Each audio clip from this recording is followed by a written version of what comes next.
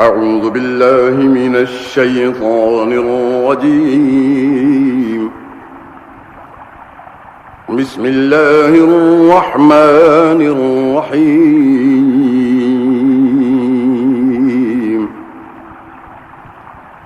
وما من دابة في الأرض إلا على الله رزقها ويعلم مستقرها ومستودعها كل في كتاب مبين. وهو الذي خلق السماوات والأرض في 6 أيام وكان عرشه على الماء ليبلوكم أيكم أحسن عملا. ولئن قلت إنكم مبعوثون من بعد الموت ليقولن الذين كفروا إن هذا إلا سحر مبين. ولئن أخرنا عنهم العذاب إلى أمة معدودة ليقولن ما يحبسه ألا يوم يأتيهم ليس مصروفا عنهم وحاق بهم ما كانوا به يستهزئون. ولئن أذقنا الإنسان منا رحمة ثم نزعناها منه إنه ليئوس كفور. ولئن أذقناه نعماء بعد ضراء مسته ليقولن ذهب السيئات عني إنه لفرح فخور إلا الذين صبروا وعملوا الصالحات أولئك لهم مغفرة وأجر كبير.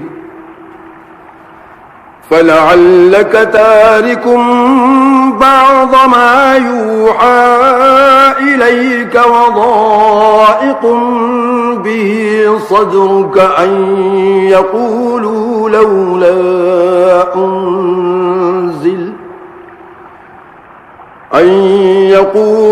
لولا أنزل عليه كنز أو جاء معه ملك إنما أنت نذير والله على كل شيء وكيل. أم يقولون افتراه قل فأتوا ب10 سور مثله مفتريات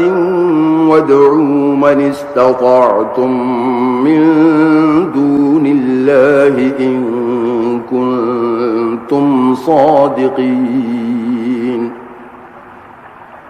فإن لم يستجيبوا لكم فاعلموا أنما أنزل بعلم الله وأن لا إله إلا هو فهل أنتم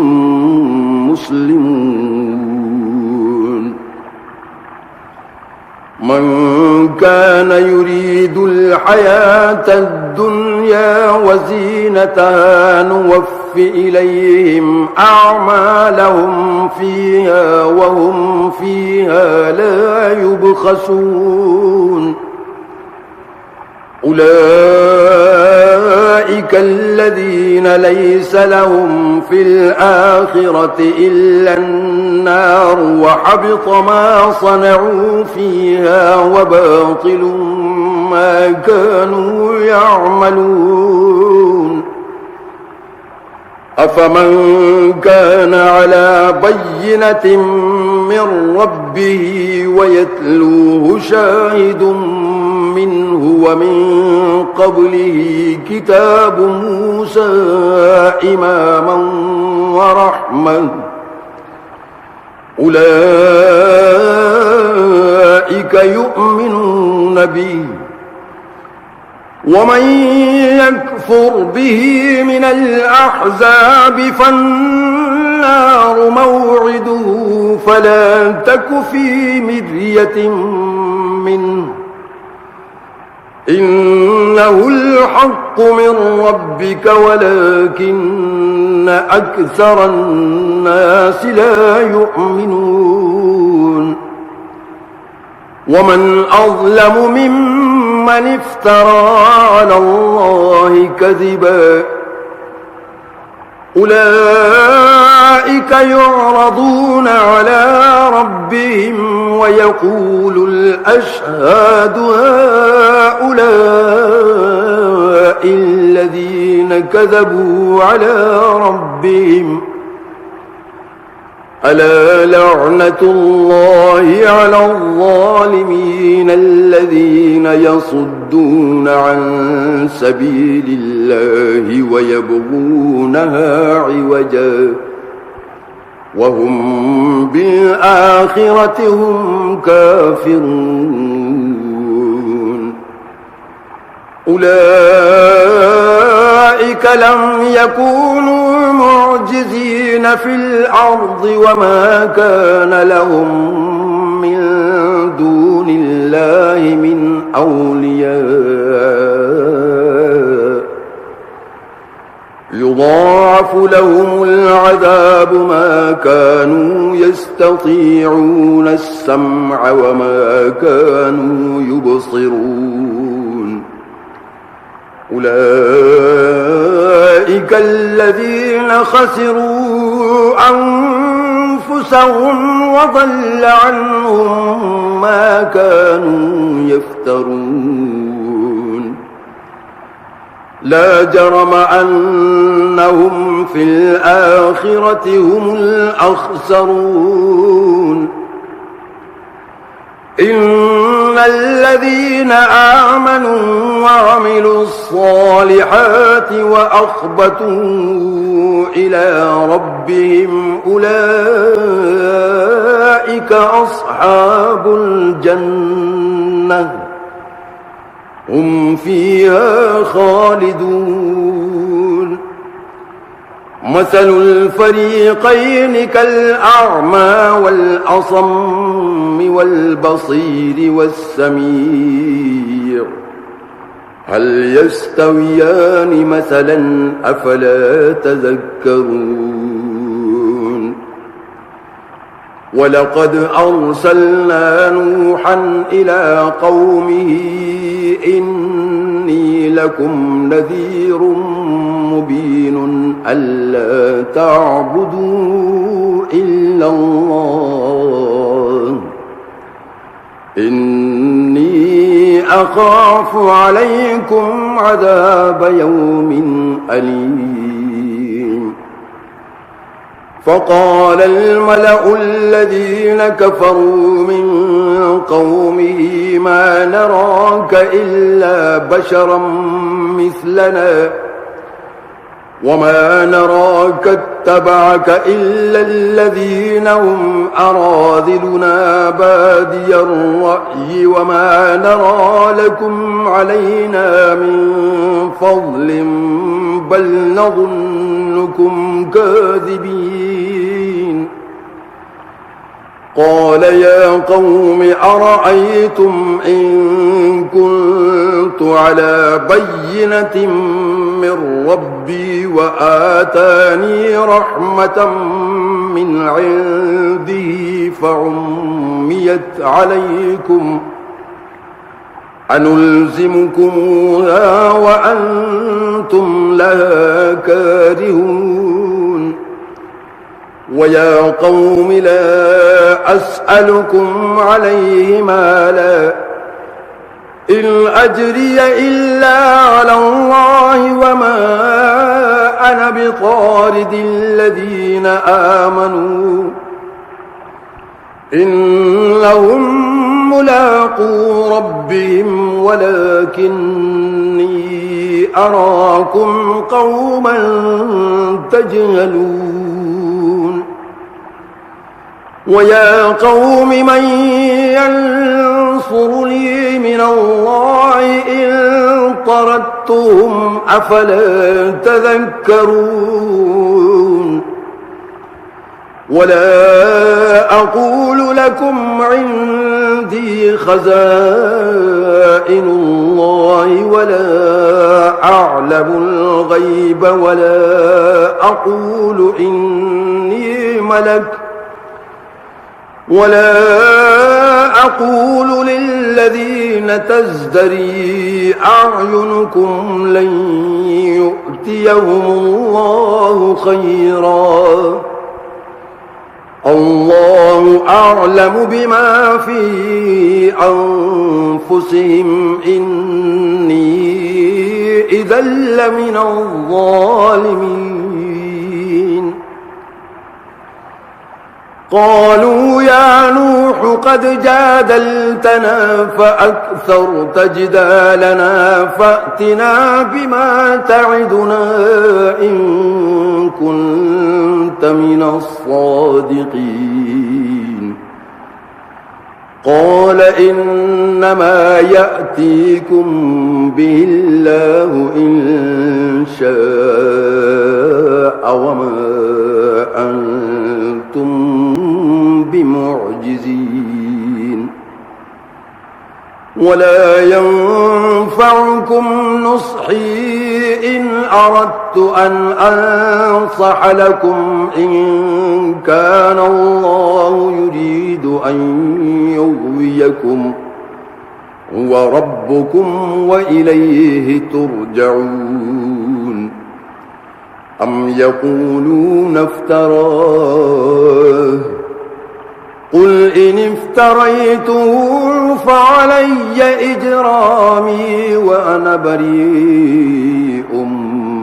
مما تجرمون وأوحي إلى نوح أنه لن يؤمن من قومك إلا من قد آمن فلا تبتئس بما كانوا يفعلون واصنع الفلك بأعيننا ووحينا ولا تخاطبني في الذين ظلموا إنهم مغرقون ويصنع الفلك وكلما مر عليه ملأ من قومه سخروا منه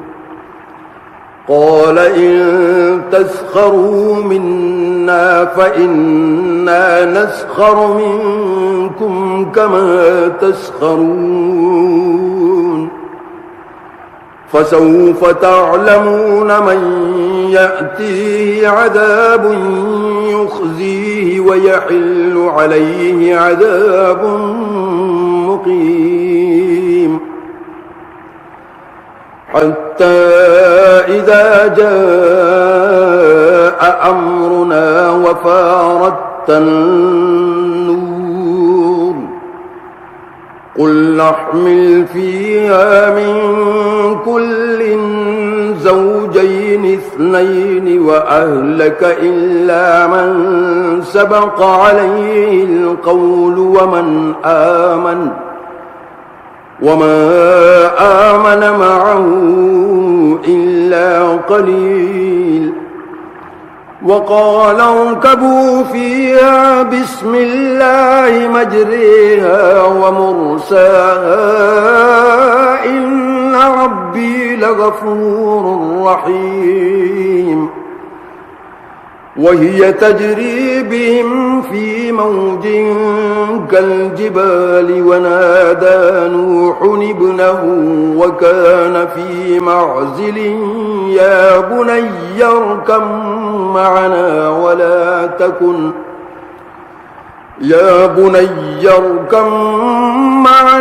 ولا تكن مع الكافرين قال سآوي إلى جبل يعصمني من الماء قال لا عاصم اليوم من أمر الله إلا من رحم وحال بينهما الموج فكان من المغرقين وقيل يا أرض ابلعي ماءك ويا سماء أقلعي وغيض الماء وقضي الأمر واستوت على الجودي وقيل بعدا للقوم الظالمين ونادى نوح ربه فقال رب إن ابني من أهلي وإن وعدك الحق وأنت أحكم الحاكمين قال يا نوح إنه ليس من أهلك إنه عمل غير صالح فلا تسأل لما ليس لك به علم إني أعظك أن تكون من الجاهلين قال رب إني أعوذ بك أن أسألك ما ليس لي به علم وإلا تغفر لي وترحمني أكن من الخاسرين قيل يا نوح اهبط بسلام منا وبركات عليك وعلى ممن معك وأمم سنمتعهم ثم يمسهم منا عذاب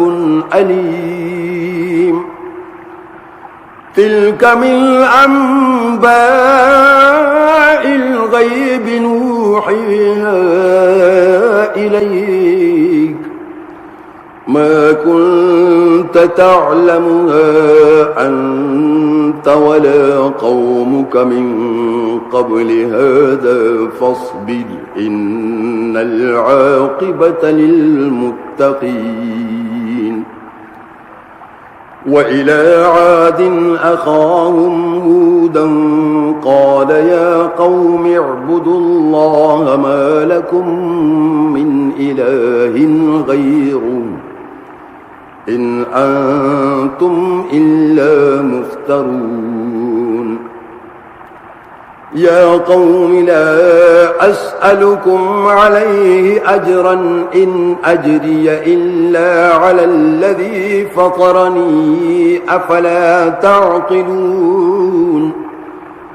ويا قوم استغفروا ربكم ثم توبوا إليه يرسل السماء عليكم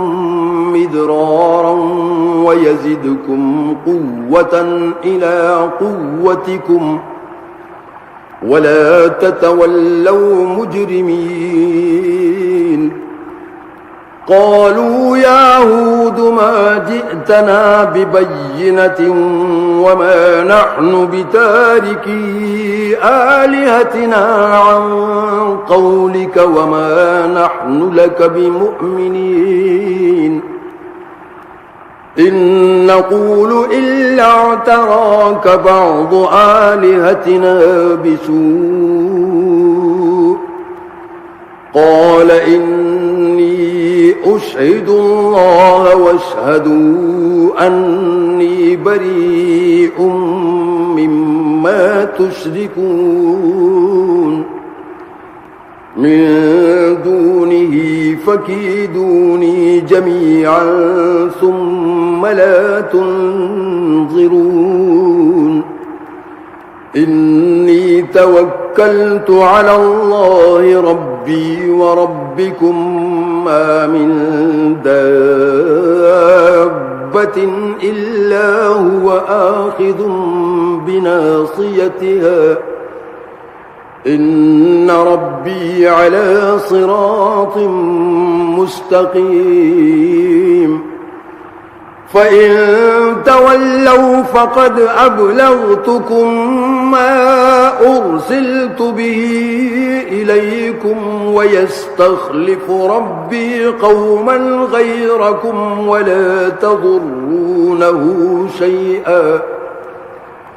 إن ربي على كل شيء حفيظ ولما جاء أمرنا نجينا هودا والذين آمنوا معه برحمة منا ونجيناهم من عذاب غليظ وتلك عاد جحدوا بآيات ربهم وعصوا رسله واتبعوا أمر كل جبار عنيد وأتبعوا في هذه الدنيا لعنة ويوم القيامة ألا إن عادا كفروا ربهم ألا بعدا لعاد قوم هود وإلى ثمود أخاهم صالحا قال يا قوم اعبدوا الله ما لكم من إله غيره هو أنشأكم من الأرض واستعمركم فيها فاستغفروه ثم توبوا إليه إن ربي قريب مجيب قالوا يا صالح قد كنت فينا مرجوا قبل هذا أتنهانا أن نعبد ما يعبد آباؤنا وإننا لفي شك مما تدعونا إليه مريب قال يا قوم أرأيتم إن كنت على بينة من ربي وآتاني منه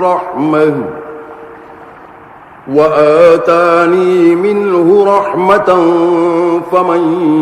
ينصرني من الله إن عصيته فما تزيدونني غير تخسير ويا قوم هذه ناقة الله لكم آية فذروها تأكل في أرض الله ولا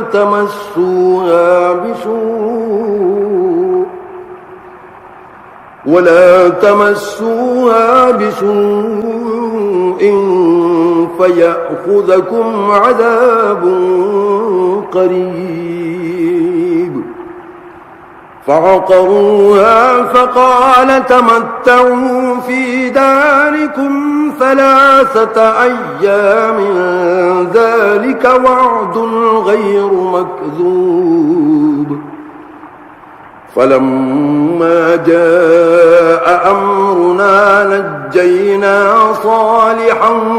والذين آمنوا معه برحمة منا ومن خزي يومئذ إن ربك هو القوي العزيز وأخذ الذين ظلموا الصيحة فأصبحوا في ديارهم جاثمين كأن لم يغنوا فيها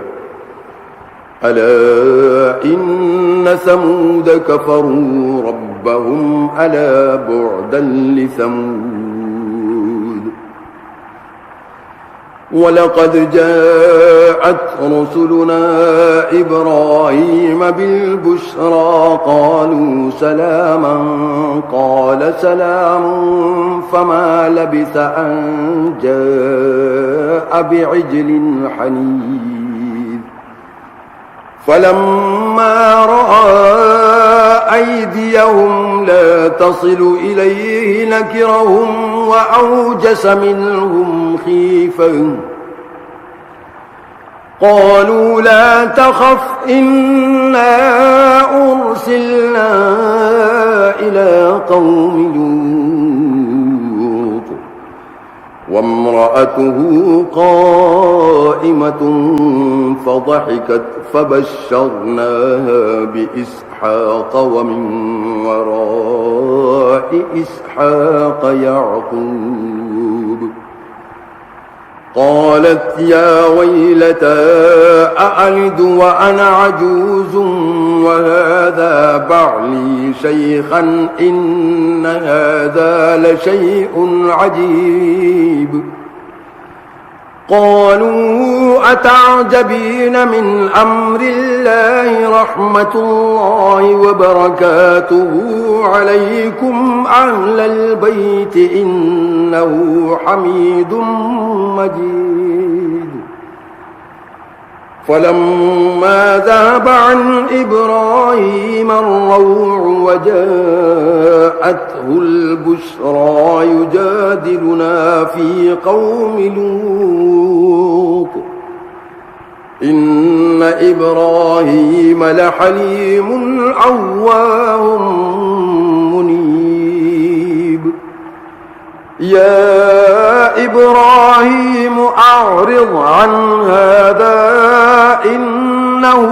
قد جاء أمر ربك وإنهم آتيهم عذاب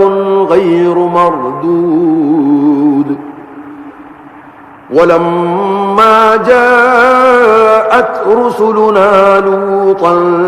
سيء بهم وضاق بهم ذرعا وقال هذا يوم عصيب وجاءه قومه يهرعون إليه ومن قبل كانوا يعملون السيئات قال يا قوم هؤلاء بناتي هن أطهر لكم فاتقوا الله ولا تخزون في ضيفي أليس منكم رجل رشيد قالوا لقد علمت ما لنا في بناتك من حق وإنك لتعلم ما نريد قال لو أن لي بكم قوة أو آوي إلى ركن شديد قالوا يا لوط إنا رسل ربك لن يصلوا إليك فأسر بأهلك بقطع من الليل ولا يلتفت منكم أحد إلا امرأتك إنه مصيبها ما أصابهم إن موعدهم الصبح أليس الصبح بقريب فلما جاء أمرنا جعلنا عاليها سافلها وأمطرنا عليها حجارة من سجيل منضود مسومة عند ربك وما هي من الظالمين ببعيد وإلى مدين أخاهم شعيبا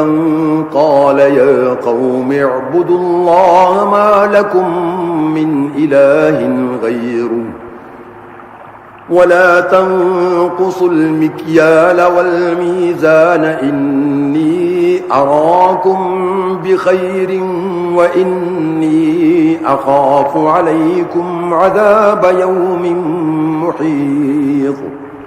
ويا قوم أوفوا المكيال والميزان بالقسط ولا تبخسوا الناس أشياءهم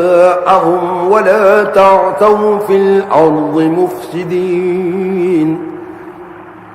بقية الله خير لكم إن كنتم مؤمنين وما أنا عليكم بحفيظ قالوا يا شعيب أصلاتك تأمرك أن نترك ما يعبد آباؤنا أو أن نفعل في أموالنا ما نشاء إنك لأنت الحليم الرشيد قال يا قوم أرأيتم إن كنت على بينة من ربي ورزقني منه رزقا حسنا وما أريد أن أخالفكم إلى ما أنهاكم عنه إن أريد إلا الإصلاح ما استطعت وما توفيقي إلا بالله عليه توكلت وإليه أنيب ويا قوم لا يجرمنكم شقاقي أن يصيبكم مثل ما أصاب قوم نوح أو قوم هود أو قوم صالح وما قوم لوط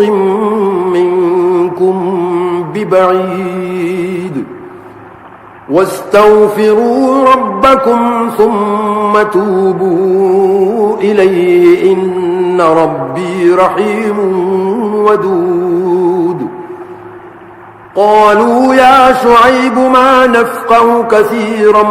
مما تقول وإنا لنراك فينا ضعيفا ولولا رهطك لرجمناك وما أنت علينا بعزيز قال يا قوم أرهطي أعز عليكم من الله واتخذتموه وراءكم ظهريا إن ربي بما تعملون محيط ويا قوم اعملوا على مكانتكم إني عامل سوف تعلمون من يأتيه عذاب يخزيه ومن هو كاذب وارتقبوا إني معكم رقيب ولما جاء أمرنا نجينا شعيبا والذين آمنوا معه برحمة منا وأخذت الذين ظلموا الصيحة فأصبحوا في ديارهم جاثمين كأن لم يغنوا فيها ألا بعدا لمدين كما بعدت ثمود ولقد أرسلنا موسى بآياتنا وسلطان مبين إلى فرعون وملئه فاتبعوا أمر فرعون وما أمر فرعون برشيد يقدم قومه يوم القيامة فأوردهم النار وبئس الورد المورود وأتبعوا في هذه لعنة ويوم القيامة بئس الرفد المرفود ذلك من أنباء القرى نقصه عليك منها قائم وحصيد وما ظلمناهم ولكن ظلموا أنفسهم فما أغنت عنهم آلهتهم التي يدعون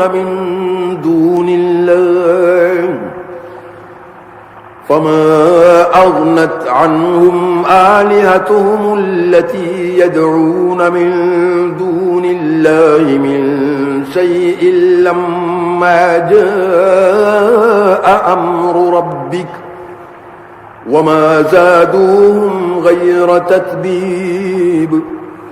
وكذلك أخذ ربك إذا أخذ القرى وهي ظالمة إن أخذه أليم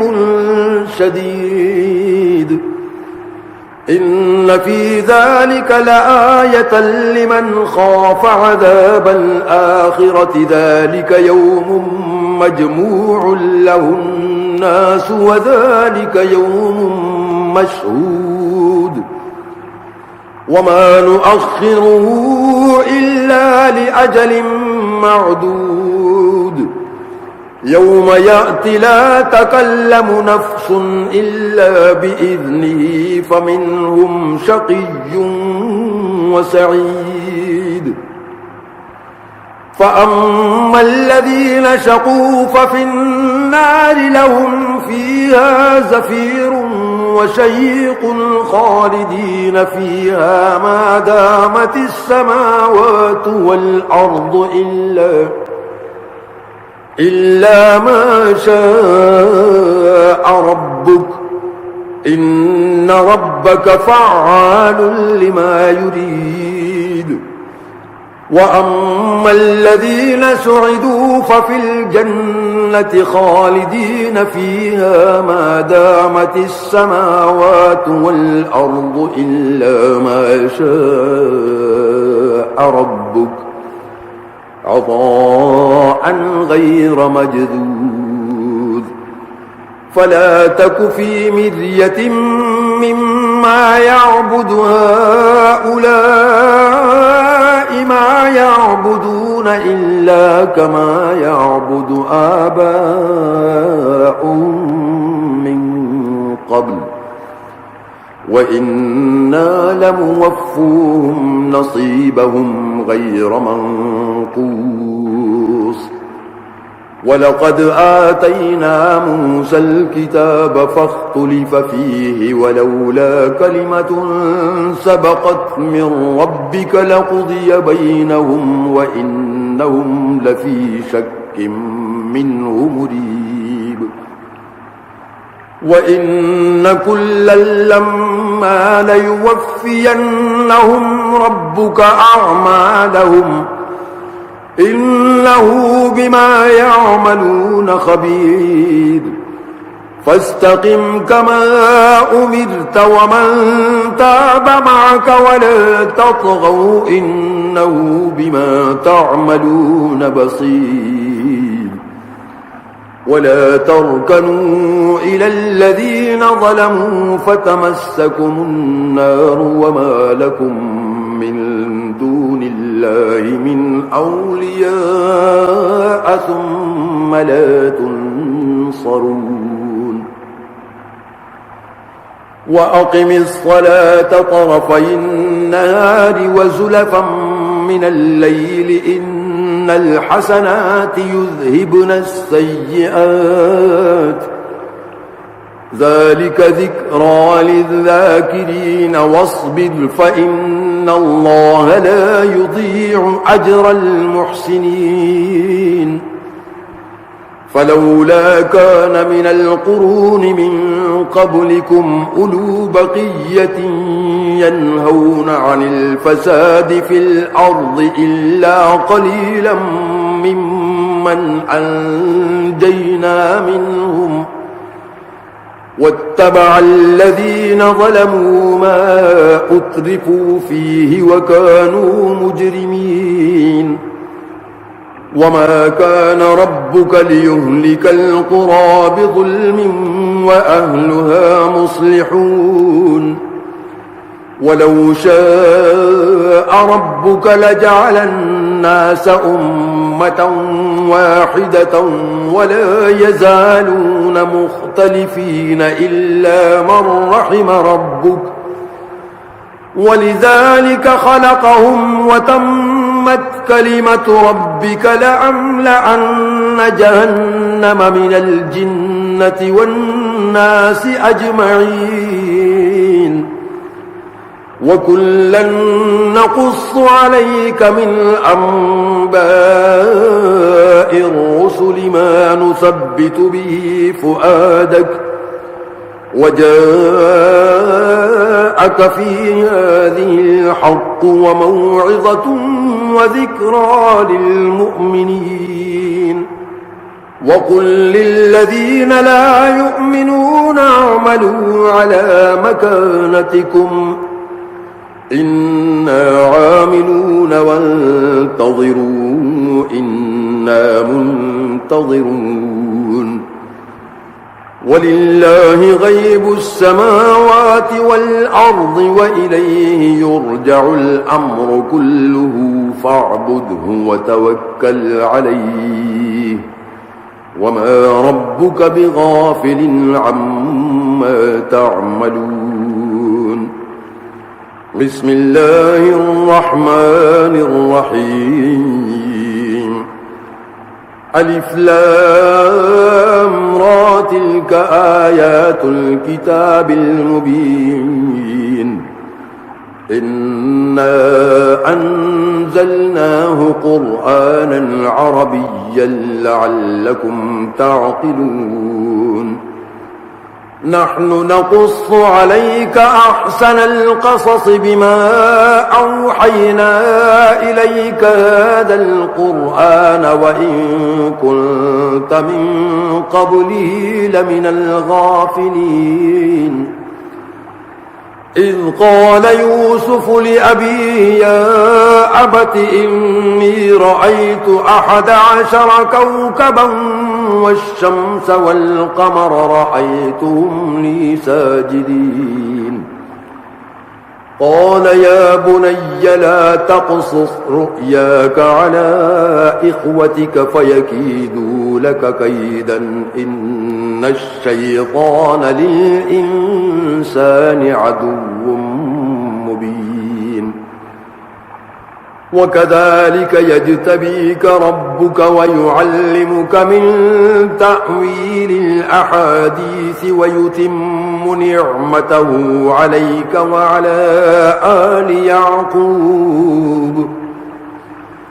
ويتم نعمته عليك وعلى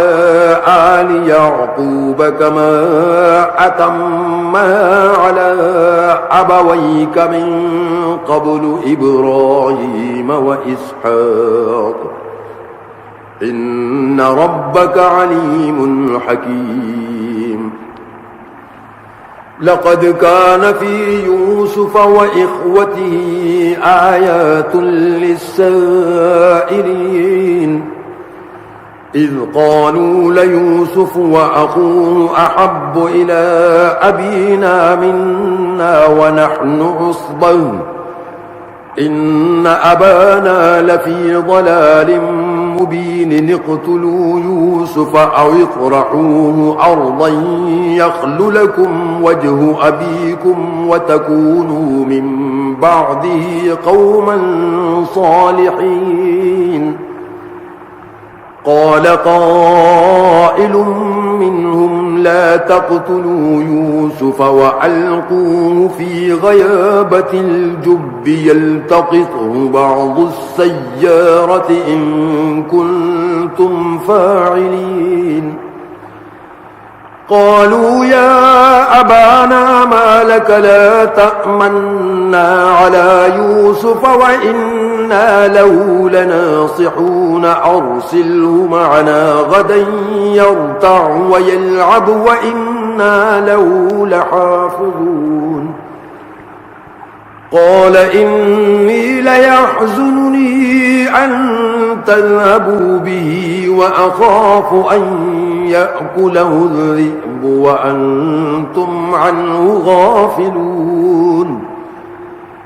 قالوا لئن أكله الذئب ونحن عصبة إنا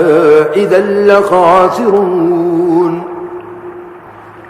فلما ذهبوا به وأجمعوا أن يجعلوه في غيابة الجب وأوحينا إليه لتنبئنهم بأمرهم هذا وهم لا يشعرون وجاءوا أباهم عشاء يبكون قالوا يا أبانا إنا ذهبنا نستبق وتركنا يوسف عند متاعنا فأكله الذئب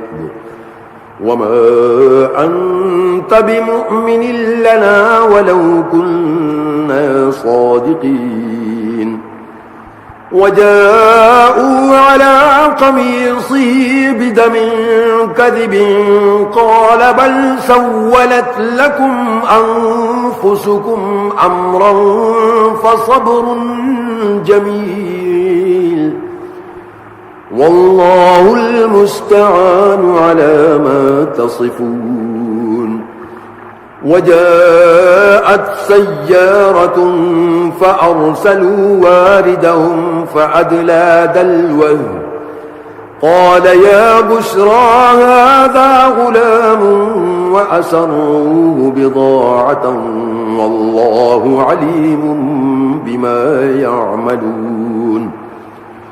وشروه بثمن بخس دراهم معدودة وكانوا فيه من الزاهدين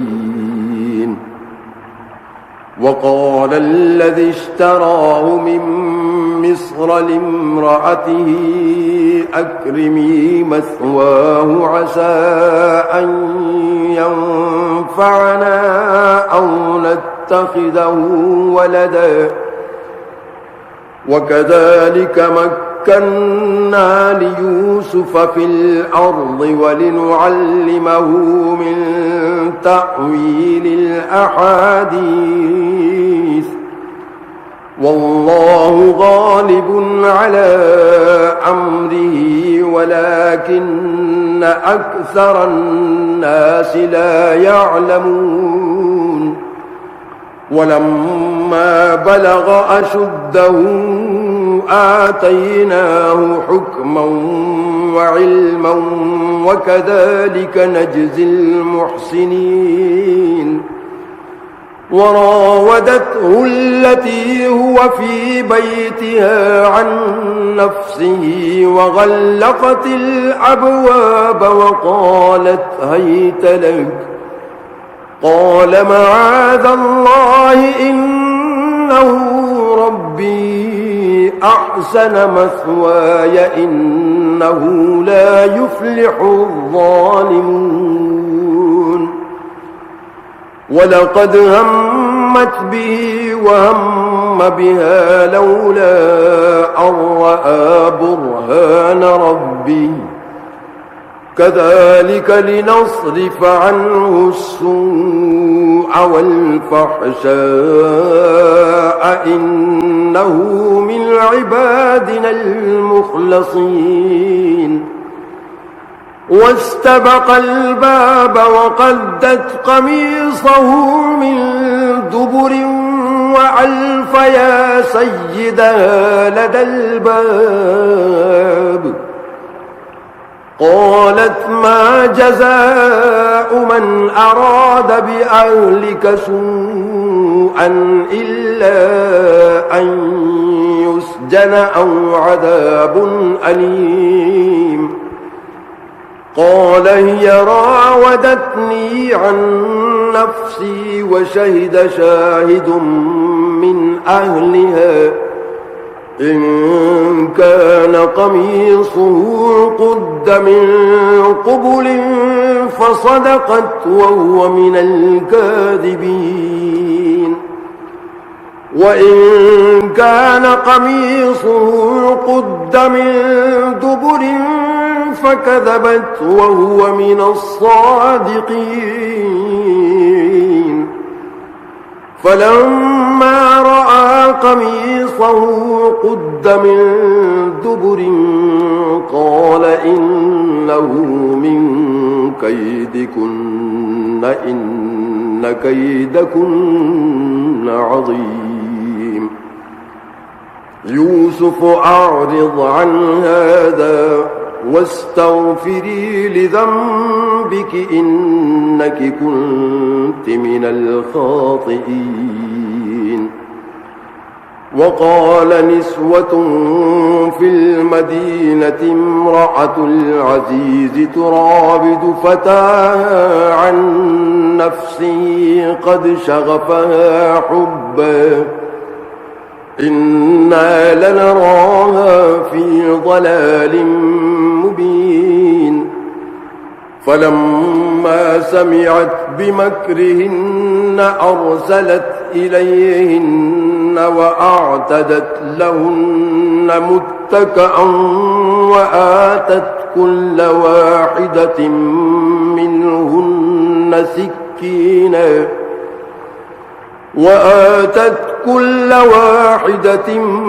منهن سكينا وقالت اخرج عليهن فلما رأينه أكبرنه وقطعن أيديهن وقلن حاش لله ما هذا بشرا إن هذا إلا ملك كريم قالت فذلكن الذي لمتنني فيه ولقد راودته عن نفسه فاستعصم ولئن لم يفعل ما آمره ليسجنن وليكون من الصاغرين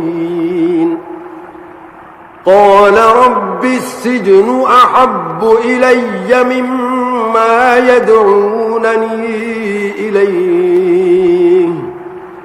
وإلا تصرف عني كيدهن أصب إليهن وأكن من الجاهلين فاستجاب له ربه فصرف عنه كيدهن إنه هو السميع العليم ثم بدا لهم من بعد ما رأوا الآيات ليسجننه حتى حين ودخل معه السجن فتيان قال أحدهما إني أراني أعصر خمرا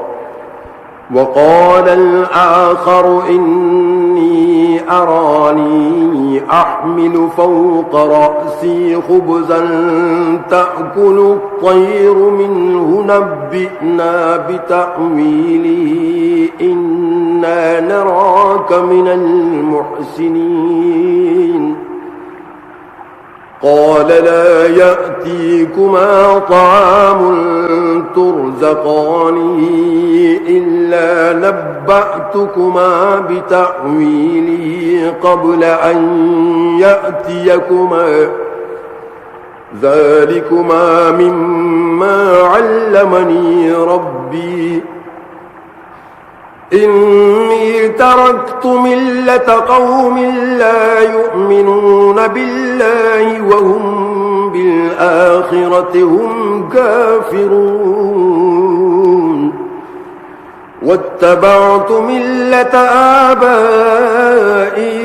إبراهيم وإسحاق ويعقوب ما كان لنا أن نشرك بالله من شيء ذلك من فضل الله علينا وعلى الناس ولكن أكثر الناس لا يشكرون يا صاحبي السجن أأرباب متفرقون خير أم الله الواحد القهار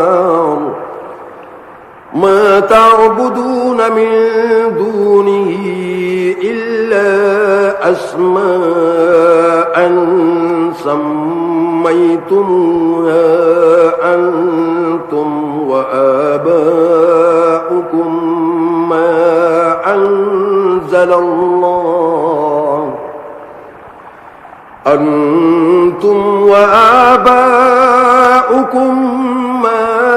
أنزل الله بها من سلطان إن الحكم إلا لله أمر ألا تعبدوا إلا إياه ذلك الدين القيم ولكن أكثر الناس لا يعلمون يا صاحبي السجن أما أحدكما فيسقي ربه خمرا وأما الآخر فيصلب فتأكل الطير من رأسه قضي الأمر الذي فيه تستفتيان وقال للذي ظن أنه ناج منهما اذكرني عند ربك فأنساه الشيطان ذكر ربه فلبث في السجن بضع سنين وقال الملك إني أرى 7 بقرات سمان يأكلهن 7 عجاف و7 سنبلات خضر وأخر يابسات يا أيها الملأ أفتوني في رؤياي إن كنتم للرؤيا تعبرون قالوا أضغاث أحلام وما نحن بتأويل الأحلام بعالمين وقال الذي نجا منهما وادكر بعد أمة أنا أنبئكم بتأويله فأرسلون يوسف أيها الصديق أفتنا في 7 بقرات سمان يأكلهن 7 عجاف و7 سنبلات خضر وأخر يابسات لعلي أرجع إلى الناس لعلهم يعلمون قال تزرعون 7 سنين دأبا فما حصدتم فذروه في سنبله إلا قليلا مما تأكلون ثم يأتي من بعد ذلك 7 شداد يأكلن ما قدمتم لهن إلا قليلا مما تحصنون ثم يأتي من بعد ذلك عام فيه يغاث الناس وفيه يعصرون وقال الملك ائتوني به فلما جاءه الرسول قال ارجع إلى ربك فاسأله ما بال النسوة اللاتي قطعن أيديهن إن ربي بكيدهن عليم قال ما خطبكن إذ راوتن يوسف عن نفسه قلن حاش لله ما علمنا عليه من سوء قالت امرأة العزيز الآن حصى الحق أنا راودته عن نفسه وإنه لمن الصادقين ذلك ليعلم أني لم أخنه بالغيب وأن الله لا يهدي كيد الخائنين